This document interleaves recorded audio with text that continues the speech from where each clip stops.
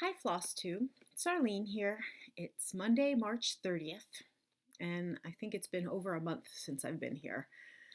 Um, Wanted to make sure I got back here before the end of the month happened. Let's face it, let's just put it out there. The world is a little topsy-turvy right now. And I, like many of you, have been struggling a bit. Um, I'd wanted to film a video last week, probably even the week before that, and there just never felt like I just didn't have the right feeling to do it. I'm so admiring those of you who are regular, like you, those who make Flosstube videos, who do it on a regular basis, like every Sunday or every whatever, and have been able to keep that up. Um, I over the last period of time, I've just made videos when I have felt like I've had things to share and when I've just been in the mood to do it, to share those things. Um, these last couple weeks have just been odd, different. We're all in this together. I live in New Jersey, which I think I've shared with you in the past. Uh, as of right now, this is the New Jersey is the second hardest hit state in terms of number of cases, number of deaths from the coronavirus. I don't live in the hardest hit areas right now, which are in the northern part of New Jersey. But it's just something that I've just been overwhelmed with the everything that's going on. And again, fully acknowledging I'm not alone here. So I'm just going to take a little bit of time away from all those crazy thoughts and just be able to share what I do have to share with you. I don't think this is going to be a long video, but you already know how long it is because you already know how long it is.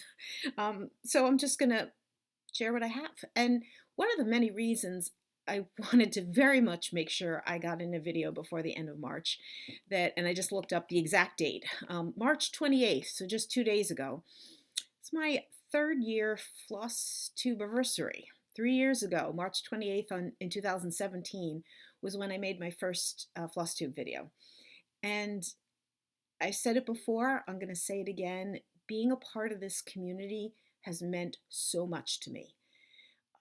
From the friends I've made, from the interactions I've had through comments and that connection there, leading to retreats that I have been to and that I have put on, and the friends that I have made through that.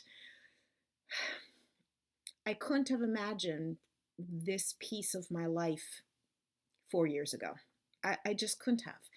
I've been stitching for a very long time. I was aware that other people stitch out there. I had tried in small ways to find a stitching community. I never, and even sort of online, I just never imagined that it would become what it has become to me and become so important once I did find what exists, which is this. It started with YouTube, with Flosstube, and stumbling upon it. So thank you all for being a part of it. And if you're watching, you are a part of the Flosstube community. You don't have to be making videos to be a part of that community. I just always reiterate that over and over. So whether you have been with me since the very first video or you've stumbled upon me right now and this is your first video watching, thank you so much. I know there are quite a lot of videos that have been coming out. I haven't been watching a lot of Flosstube videos in the last couple of weeks. My mind has just been in other places, but I feel like I've seen a lot coming out.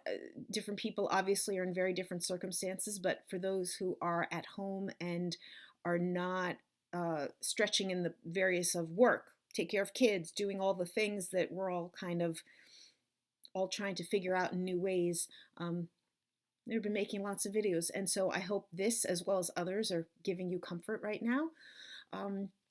Especially if you do have a lot of stresses going on. The teaching part of my life has changed obviously dramatically in one teaching aspect. I am doing classes using Zoom, not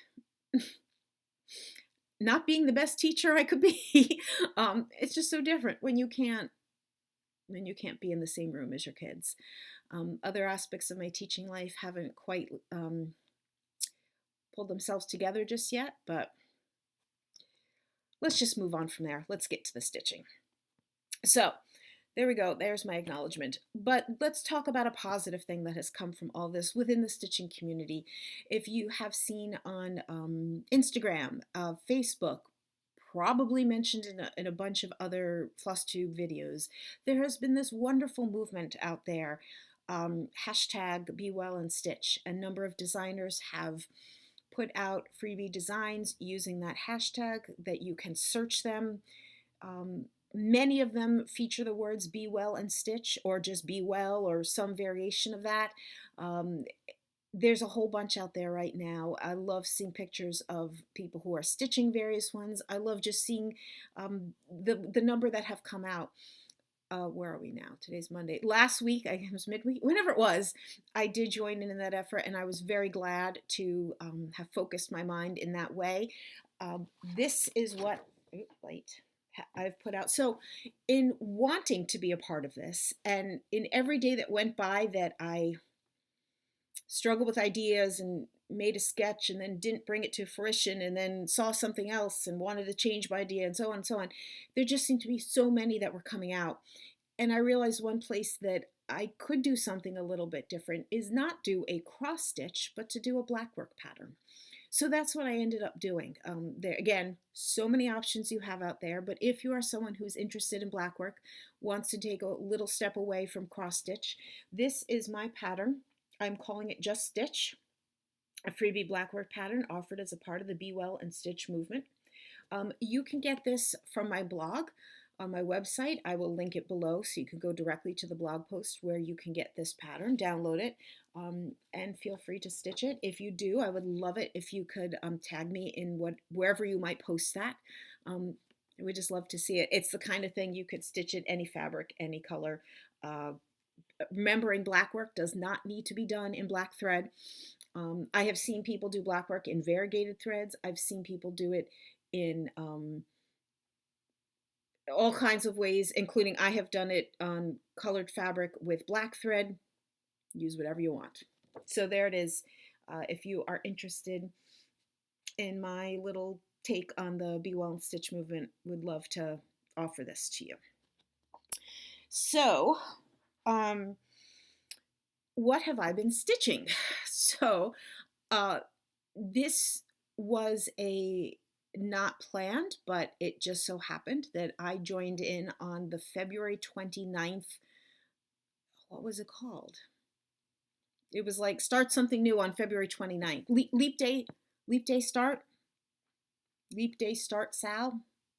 Something like that. I know when I posted on Instagram, I think I said I've inadvertently joined the Leap Day Start Sal or something like that. It was just the timing. I was gearing up towards starting a major project, and the day I was ready to put in my first stitch was that Saturday, February 29th, and I'm like, cool, here we go. And the convenience of that is that I will always remember the very first date, because I always want to remember the beginning date, especially of a large project. And I'm usually pretty terrible at recording it somewhere, but here we go. So I had been working on a new design, a Works by ABC design. I had finished the pattern. I had figured out what fabric and thread I wanted to use for it, had to gather those materials together. And I've been sharing my work in it. It's not going to be a huge surprise other than the fact that I'm not going to show you what the final thing will be. You'll see it as it goes along. Here is where I am right now, and I probably should have moved this over. So you can, and I probably should have unrolled this. You can probably guess, or did I already say it, that this is going to be another design that's based on a piece of lace. You can see, maybe you can see if I can get it unrolled, what I have done. So here is what is going to be is the center motif and this ring of flowers circling it, and then what you can see growing here, you could probably guess is going to grow in each of the corners. And just to let you know, this is not the final edge. There will be something else going around it. So without a doubt, this is a large project. It is on, um, I was going to say something about the size, and I'm not going to get the numbers right 100%, but I think it's something like I had to cut this fabric to fit in my, these are not my largest scroll bars. These are my largest good scroll bars. I did purchase a super large set when I was working on my large gossamer lace piece.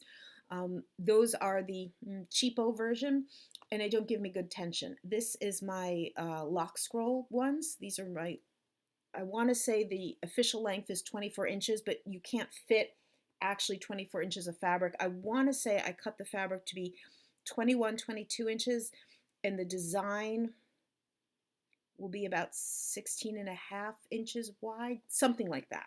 So it's in all four directions. Although actually, no, it's not perfectly square. It's slightly rectangular. It's a large project. Not going to deny it. It will take me a while. I will also say this. I am so glad that I have this project right now. I am so glad that I am very engaged in this project right now. It doesn't have a name. I haven't figured out a name for it, so it's not like I'm hiding the name from you. I haven't decided what I'm calling it. I will say in January, February or so, I felt like I was going through a stitching slump. Once I finished the pieces that were my Nashville market pieces, I'll come to that soon enough. What did I do? I started to work on that canvas work piece, which was a great refresher to be doing something a little bit different, to take a break from cross stitch. But I was definitely not as, I don't know what, I won't say I lost my stitchy bug. I wasn't not stitching, but I wasn't as engaged in my stitching as I wanted to be, and I usually am. It's a combination of all kinds of factors. Certainly it's about being here many, many hours in the day. And so therefore adding in a stitching session or two more than I usually have, listening to podcasts or variations of things, just being very much wanting to bring this design to life. Whatever the factors that are going into this, I am so relieved that my stitching is really with me right now. So for all of you who are taking solace in your stitching, I hear you, I'm with you. For those of you who have lost your stitchy bug, I'm going to hope for you that it comes back, because it's definitely been a help for me.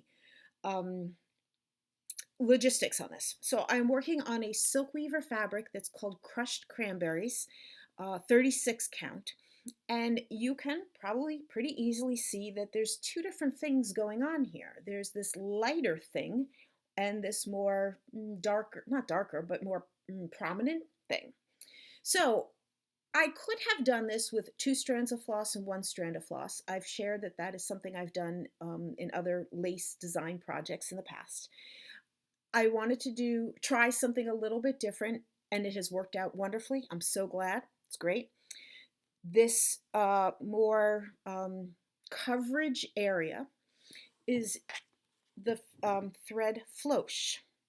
So Flosh is a DMC thread. It is not the most commonly found thread. You do have to search for it, but not impossible to find. I purchased my Flosh from an Etsy seller. There are some stores around the country that are selling it. I knew I purchased 4 skeins, hanks. You get a lot, and it doesn't tell you how many yards it is. It tells, I want to say it tells you how many 10 grams. Like, this does not help me in figuring, like I was trying to do some math, and I sort of thought maybe I need 5 of these, and this particular Etsy seller only had 4 as the highest number. And I figured, all right, if I need more, I'll order more. What you see here, I mean, it's not a quarter of the, well, it's hard to tell right now. If it's even a quarter of the stitches, I don't know. But I still have somewhere between 1/3 and 1/2 of one of these still on the first hank. I still have 3 full ones, and plus 1/3, somewhere between 1/3 and 1/2 left on the first one. So one of these goes a long way, is what I'm getting at. It provides great coverage. This is 36 count. I have heard that it provides great coverage on 32 count as well. Using only one strand. One strand, is it focusing on the strand or me? Is, I want to say it's kind of like 2 strands of floss. Obviously, it's one strand. It's not the same as 2 strands laying like this, but the advantage of using this is that I'm not dealing with 2 strands. I'm not dealing with separating them out. I'm not dealing with them getting twisted. None of those. I'm just using one strand straight off.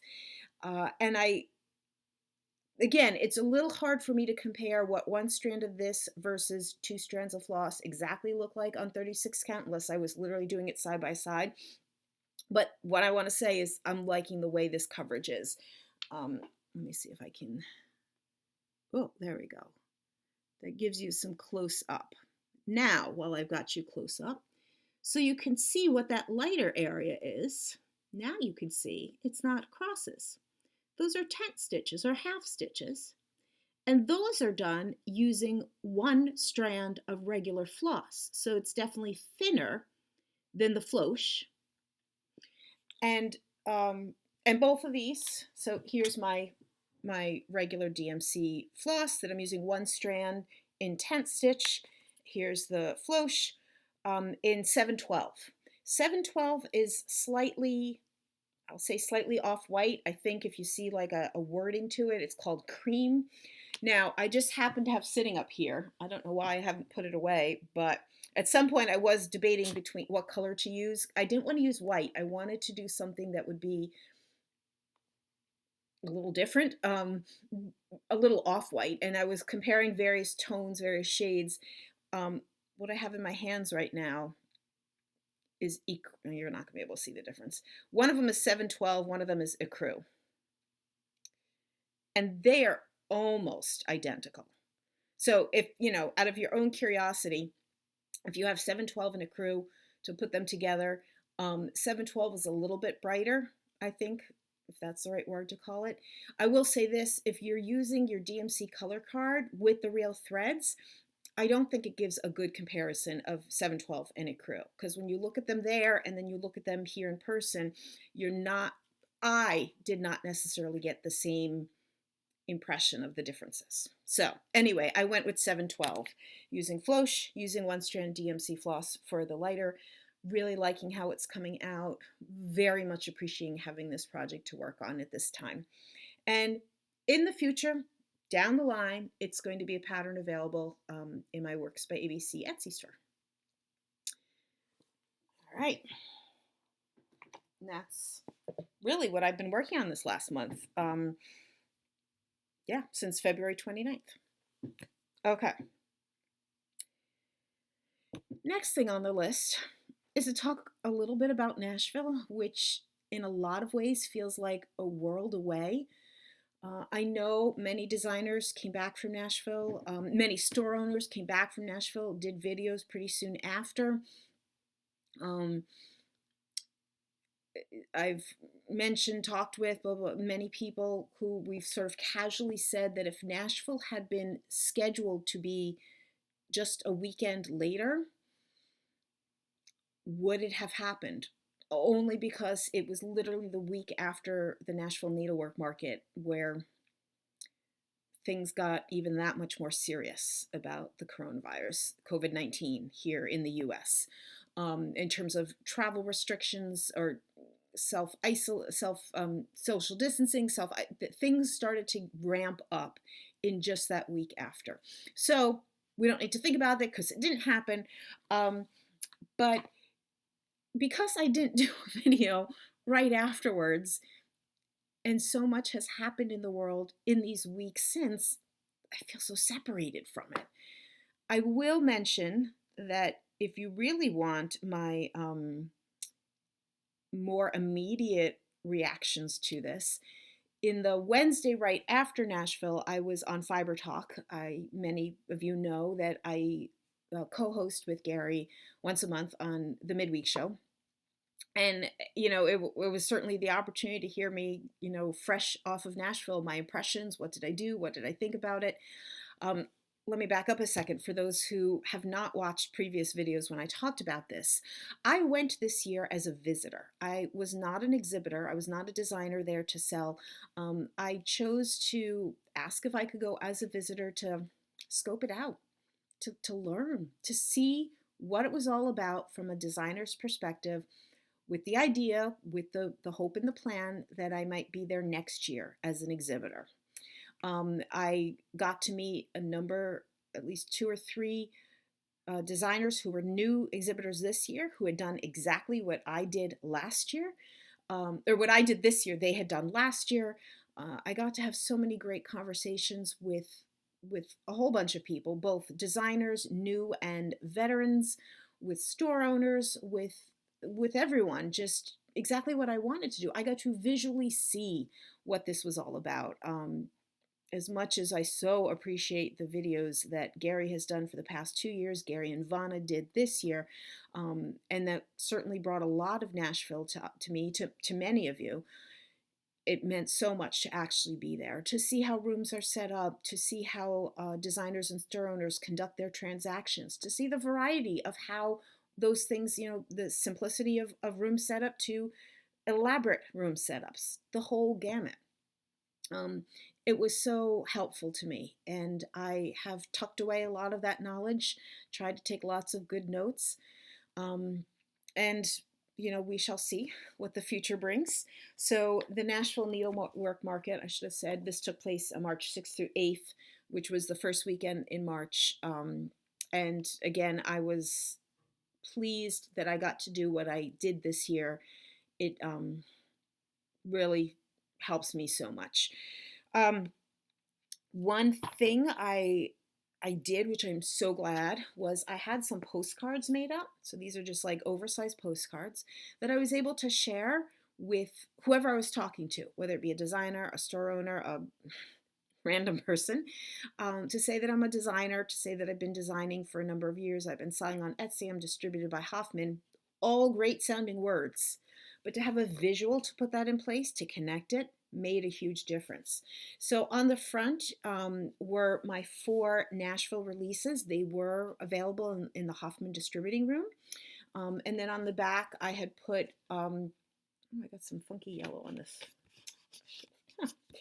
On the back were some of my best sellers, I am calling them. Some of the ones that have just done well for me. Also acknowledging Fiber Talk and being in Just Cross Stitch, including the most recent Just Cross Stitch. This is the one that my piece was on the front cover.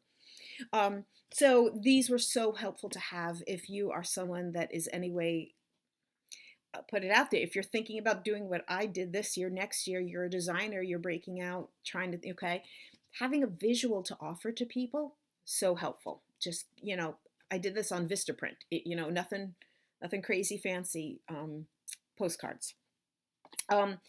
Just to say briefly, in my last video, I shared about my 4 new designs, and they are here. So this is floral lace, which is here. This is one of those designs that I did use 1 strand, 2 strands, and 3 strands of floss to get the effect.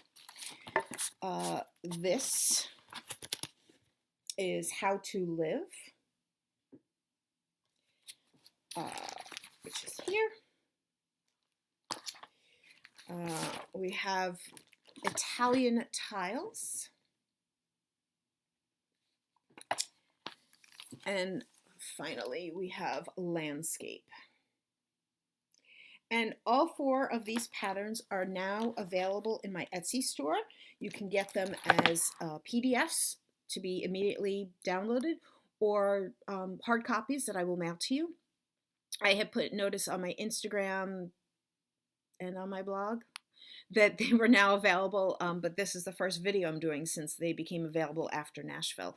So there are links to all of those options. So 4 different patterns, 2 options each. So all 8 of those links are down below if you are so interested in purchasing any of them. Fully aware that there are some people who are handling this time with some stress shopping. And if you are wanting to support some of us individual small businesses out there, every little sale helps. I'll just put it out there that way. Um, I did a little bit of purchasing when I was there. I I've got the unusual purchases, people. I don't have any cross stitch pattern purchases. Um, don't throw eggs at your screen at me or anything like that. I loved so many of the beautiful patterns that I saw there. I truly did. Um, I'm also just consciously aware of what I'm likely to stitch and what I'm not likely to stitch. And at least at this time of my life, if I'm stitching cross stitch, if I'm doing cross stitching, it's inevitably my own patterns. What I am interested in collecting and having and truly might be stitching in the future, or at least learning from the patterns, are some of the other styles that are out there. So I did pick up 2 canvas work designs.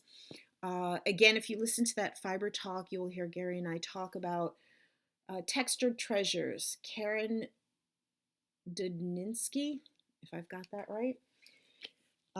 She has this pattern in multiple colorways.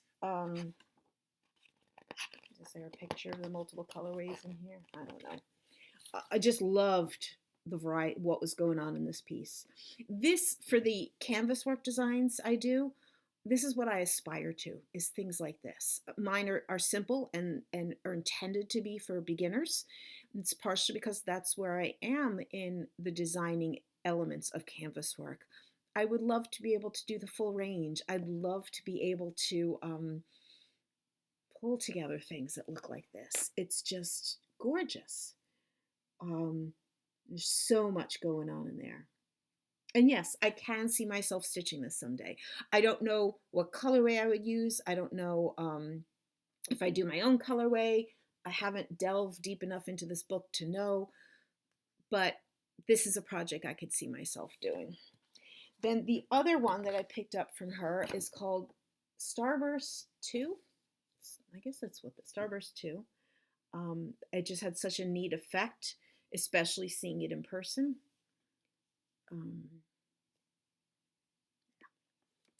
And then there was one seller there named Donna Olson, who was selling who does beautiful hardhanger. On Fiber Talk, I talked about how I've done a few small hardhanger. I didn't bring it upstairs. Sorry. I've done a few small hardhanger pieces in my stitching life and one large one. And even when I was standing there talking to Donna, I said, I think the one large piece I've done, I think it might have been your design. Her company name is Satin Stitches. And when I came home, I do keep down there a file thing of many of the larger pieces that I have stitched over the years. I keep the patterns. I did have that one, and sure enough, it was a Satin Stitches Donna Olson hardhanger piece. So I was just pleased with myself that I had made that connection. But I did purchase 2 of hers that just really spoke to me. Something about their look, a little bit, especially here, the stitching that's going on in there that seemed quite unique. Most of her pieces were white on white, although she had a few with colors. I loved the uniqueness of what was going on here with the edging. I mean, what in effect happens with this area, if you can picture this, it's like you're pulling out so many fabric threads that there's almost nothing left. I mean, what's left has been wrapped with other threads. Like all what's left. But if you think about it, you start with linen fabric threads. You still have plenty of them left here. You see all that white space. That's linen fabric threads. Whenever you have, this kind of area of hardhanger, some fabric threads have been cut out and pulled out. This area is that element to an extreme. A whole lot have been pulled out and cut out, and the very few that are left have been wrapped so they don't completely fall apart. So these are all someday I hope to get to kind of projects. And oh, and then the last thing I purchased, I'd almost forgotten about this. This was in the Rainbow Gallery room. I saw this and I thought, I've kind of sort of always wanted to get that. Let me take advantage of this moment. A Father Bee Sampler, Stitches for the 21st Century. This is a stitch book, and I'll fully say intended for canvas work. I'll even say maybe even geared toward painted canvas, but that in no way means you can't use it for other canvas work. Father Bee, the Reverend Robert E. Blackburn Jr., was an Episcopal priest from North Carolina and a prolific needlepoint stitcher and teacher for more than 35 years. He wrote many articles and contributed stitches for various magazines and contributed projects for Rainbow Gallery. He first published a book of stitches in 1982, and it was reprinted in 6 editions. The 2000 edition, which was Father Bee's 21st Century Book of Stitches, was the inspiration for this book. And why do I think I'm missing a piece of the story? Maybe it's because it's not printed here. It's just what the woman, and I think her name is Sally, the Rainbow Gallery woman, was telling me, that when Father Bee died, the copyright was given to or offered to or owned by, whatever the connection was, the copyright was given to Rainbow Gallery of his book. And Rainbow Gallery asked Susan Howren, who is a well-known, particularly in the painted canvas world, to take his book, update it, redraw, enlarge the diagrams, put it all together in sort of a new and updated way. This is 2019, so this is why I know it's been familiar. I've seen it talked about over the last year or so. So this, can you see? The stitches in here, some of them are just very unique. You just don't see them in other stitch books.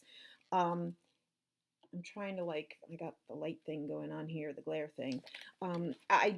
It's one of those things of I'm not sure when or how I will be using the stitches in here, but I'm glad that I now own this book so that I have it as a reference guide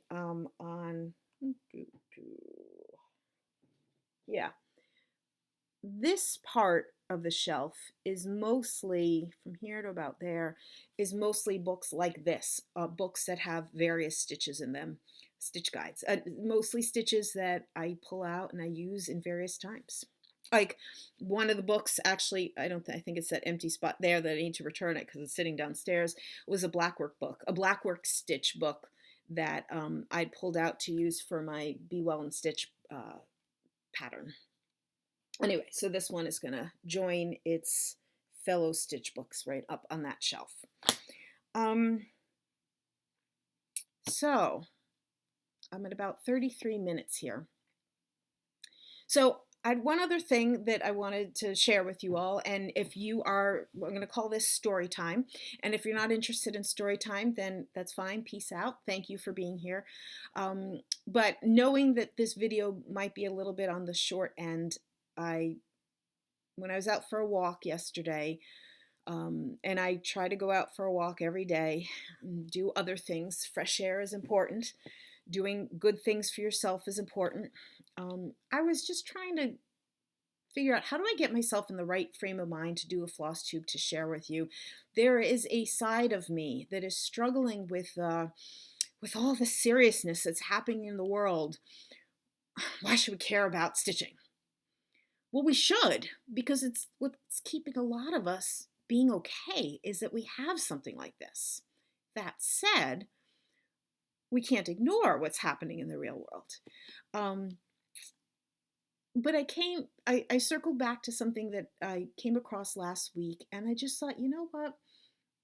Maybe I'll just share this on my floss tube, and maybe this can help somebody out there. So, so just to be clear, I've shared all the stitching stuff that I was going to share for today. Thank you if you want to peace out at this point. Um, but what I want to read to you is a story that I came across last week. It was posted on March 24th, whatever day that week, on NJ.com. It apparently was in the local newspaper. And it just brought such a smile to my face and really touched me that I want other people to know about it. And frankly, I want to know about other stories that are like this out there because we know they are like this. We know they must be existing out there. So the headline of this story is New Jersey newspaper delivery guy becomes coronavirus godsend with extraordinary act of kindness. So I'm just going to read to you. I think reading the story is just as good as me trying to summarize it, but it's better than me trying to summarize it. This all started with a newspaper that landed a few feet shy of its intended target. Greg Daly had delivered several newspapers in Mercer County for almost a quarter of a century, and while he does his best to get them where his customers want, his right arm is shot from years of heaving them out of his car. The reality is, it's tough for me to throw it that far, he explained to the 88-year-old woman on the other end of the phone. She wanted her paper tucked against the garage of her East Windsor home because, as she explained to him last week, she isn't willing to walk down the driveway to pick it up. First little piece that connected with me, East Windsor is the town right next to mine. I was already tuned in right here. And that's when it hit Daly like the rolled up star ledger to his forehead. This woman is afraid to walk even a few steps out of her home. How in the world, with the coronavirus crisis leaving many seniors afraid to even open the door to their homes, was she getting groceries? He called her back. I'm at the ShopRite, he said. Do you need anything? Next thing that hit me, I shop at the ShopRite that he must have been at. Was how Greg Daly, newspaper man, became Greg Daly, grocery deliverer. That was how a man who usually passes quickly through the lives of the 725 customers on his paper route became a surprising lifesaver for many of them. This woman gave him her shopping list, and at the end of the conversation had one request. Can you pick up something for Mrs. Miller across the street? Daly figured if he was going to help two people on his route, why not extend the offer to everyone? He put this note in every newspaper he delivered the next day. My name is Greg Daly, and I deliver your newspaper every morning. I understand during these trying times it is difficult for some to get out of their house to get everyday necessities. I would like to offer my services free of charge to anyone who needs groceries, household products, etc. I will be shopping at ShopRite and McCaffrey's, which is just another store in the area, and can deliver the goods directly to your front door. He left his number and his email address. The response was immediate, and not just with more requests for his new service. Oh, there were plenty of those, 9 of them, in fact, on the first day alone. But there were more emails from people who wanted to help the man who had offered his help. They wanted to send him gas money for his Ford Focus. They offered to leave him food on their doorsteps for his family. Mostly, though, they just wanted to say thank you.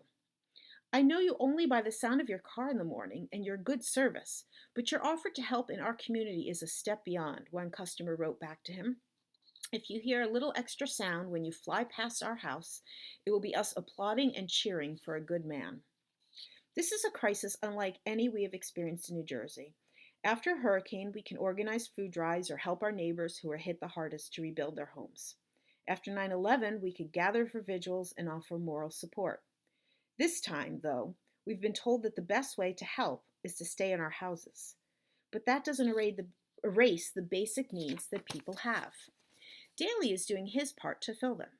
His primary business, a framing store called Frames on Main that he and his partner Randy Dembo own in Chatham, had to close as a non-essential business during the lockdown. He has plenty of time once he's done with his 2-hour newspaper routine that begins at 4 a.m. every morning. Why not help? Times are tough. Some of us should not be out of the house at all, Daly said. They need produce, they need medicine, they need toiletries. I told one of the gentlemen I could stop at the liquor store if you want. His eyes went wide. His service has become a family affair, with his wife Sherilyn, his 3 kids, Erin, Sean, and Brian, and his mother-in-law, Carol Crone, all involved. They use a Google Doc to keep the groceries organized with every item highlighted on a receipt. They sort the items into separate bags in their dining room, and for safety, everything is cleaned with disinfectant wipes. Customers reimburse for the items, but there's no charge for the shopping and delivery. It was a blessing, I'll tell you that, said Ross Cantiliano, a 77-year-old customer on his route. He and his wife Linda needed milk, eggs, and vegetables. We were worried about how we were going to get food. The service he provided for us was a godsend. Cantiliano used to be Daly's baseball coach 35 years ago. Helping him, Daly said, is a small way to pay him back for those years of guidance. But he doesn't have that kind of connection to most of the people he is helping. Some of them aren't even on his paper route. Daly doesn't care. We are at the very beginning of this, he said. It's going to be months. We're going to do everything we can to help people through it. It's only been 24 hours and the response has been overwhelming. The customers on his newspaper route can count on him. At a time when every community needs people to step up and help the people who need it the most, he delivers. And there's a picture of him and his kids and his wife. I just loved this story. A favor to ask of you all, if you have a good feel story like that, could you put the link in the comments below? I would just love to compile these, be able to share them in any ways. If you put the link in the comments below, other people could follow them and read them. We all know how hard our doctors, nurses, hospital staffs, emergency responders, janitorial staffs, all those essential personnel are working hard right now. We certainly need to hear their stories. We also need to hear the stories like this, because it's how we're going to get through it together. So thank you so much for being here with me today. I appreciate it. It has helped me to take the time to do this video and be spending a little time with you all. I hope you all stay safe, stay home, wash your hands, do all the things. Until next time.